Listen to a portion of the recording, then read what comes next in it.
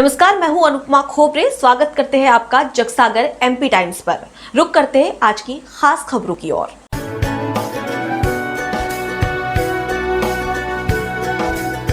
आजादी का अमृत महोत्सव आयोजन में सीआरपीएफ द्वारा साइकिल रैली निकाली गई। आजादी का अमृत महोत्सव पूरे देश में मनाया जा रहा है। इन्हीं कार्यक्रमों में से एक है साइकिल रैली, जो सीआरपीएफ द्वारा कन्याकुमारी से राजघाट तक निकाली जा रही है। 22 अगस्त से शुरू हुई ये रैली कई राज्यों से होते हुए जबलपुर पहुंची, जहां आईटीबीपी के आईजी ने साइकिल रैली में शामिल होकर रैली की अगवानी की। सीआरपीएफ, आईटीबीपी और जबलपुर पुलिस के अफसरों ने रैली में शामिल जवानों का माला पहनाकर और गुलदस्ते भेंट कर स्वागत किया। इस रैली की खासियत यह है कि कन्याकुमारी से राजघाट तक करीब 3000 किलोमीटर की इस यात्रा में सीआरपीएफ के 25 जवानों में 4 महिला अफसर भी साइकिल यात्रा करते हुए जबलपुर पहुंची। जबलपुर से वाजिद खां की रिपोर्ट, जगसागर एमपी टाइम्स पर।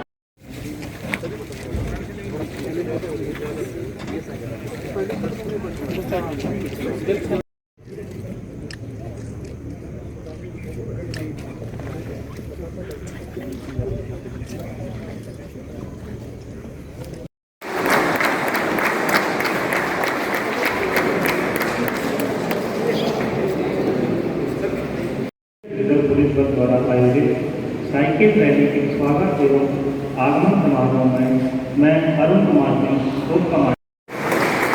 साइकिल टीम का आगमन हो चुका है। अतः मैं आपसे विनम्र अनुरोध करता हूँ कि सभी प्रतिभागियों को पौधा देकर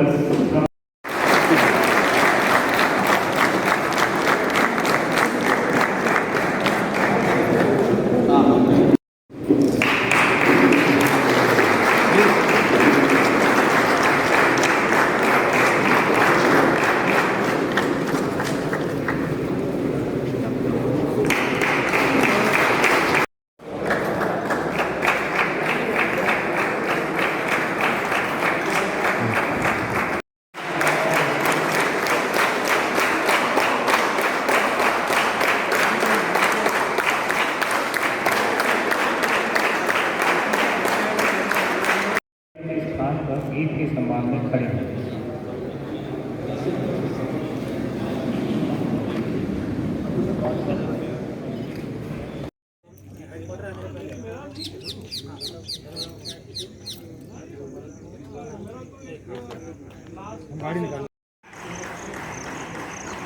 आप लोग और क्या उद्देश्य है आप लोगों की साइकिल? हम अभी ग्रुप सेंटर सीआरपीएफ नागपुर से पहुंच रहे हैं जबलपुर, और उद्देश्य हमारा ये था कि हम हमारे देश की 75वीं वर्षगांठ इंडिपेंडेंस की मना रहे हैं, और इसके साथ साथ एक फिट इंडिया मूवमेंट का भी हमने लक्ष्य जोड़ा हुआ है, ताकि हम सारे देश में देशभक्ति और फिटनेस दोनों का प्रचार कर सकें, सबको अलर्ट कर सकें कि फिटनेस हमारे लिए कितना इम्पोर्टेंट है, और सबको मेंटल और फिज़िकल फिटनेस का इम्पोर्टेंस बता सकें।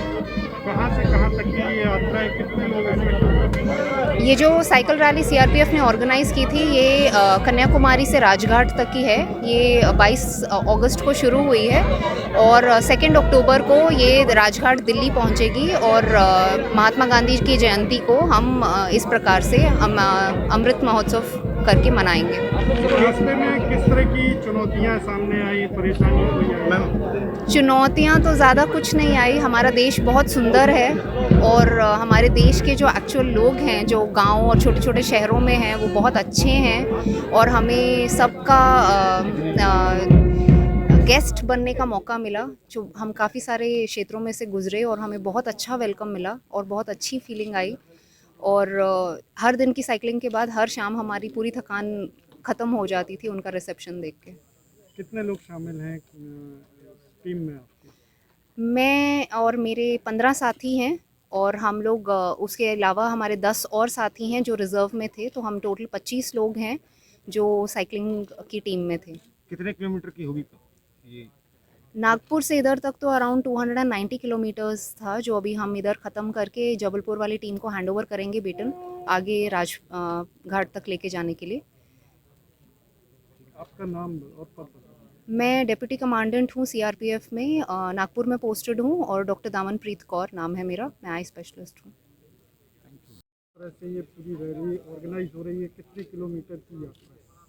ये तकरीबन 3000 किलोमीटर की यात्रा है और उद्देश्य जैसा कि स्पष्ट है कि आज़ादी का 75वां वर्ष सारा देश सेलिब्रेट कर रहा है और इसको सेलिब्रेशन का मकसद इस तरीके से एक तो लोगों को सेहत के प्रति जागरूक करना, हमारे प्रधानमंत्री जी का भी ये कहना है कि लोग स्वस्थ रहें।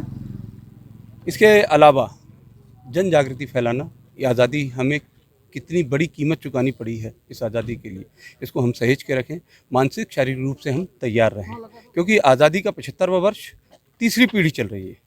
पहली पीढ़ी ने आज़ादी को हासिल किया अथक परिश्रम करके, कुर्बानियाँ दे करके, तो वो उसका मोल जानती थी। दूसरी पीढ़ी ने पहली पीढ़ी से सुना और वो उसका मोल समझे, महसूस किया।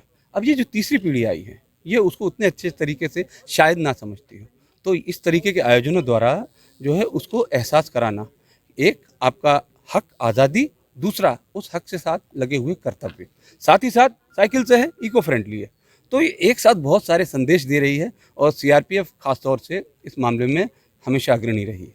आपका शुभ नाम और मैं सुनील मिश्रा, मैं डिप्टी कमांडेंट हूँ, ये मेरे साथी संकल्प इसका।